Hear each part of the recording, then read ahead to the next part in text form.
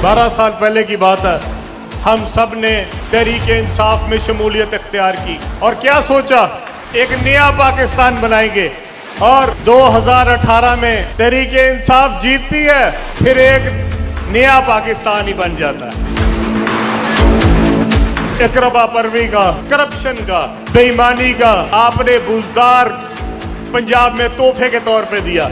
ये सिर्फ front man था जो पैसे वसूल करता था और आगे भिजवाता था। इसका काम वो था जो यहाँ पे कोरियर कंपनियां करती हैं, आपसे पार्सल लेती हैं और आगे जाके पहुंचाती हैं।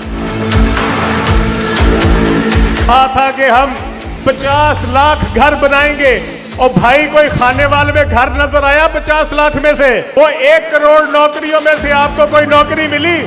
इसने इस मुल्क को इस अंजाम पे पहुंचाया कि अपने शोहदा के मुजस्समों को गिरते हुए देखा। हमें उस जमाती निजाम के खिलाफ कलमा हक कहना है जो पिछले 50 साल से यहाँ गरीबों का इस्तेहसाल कर रही हैं।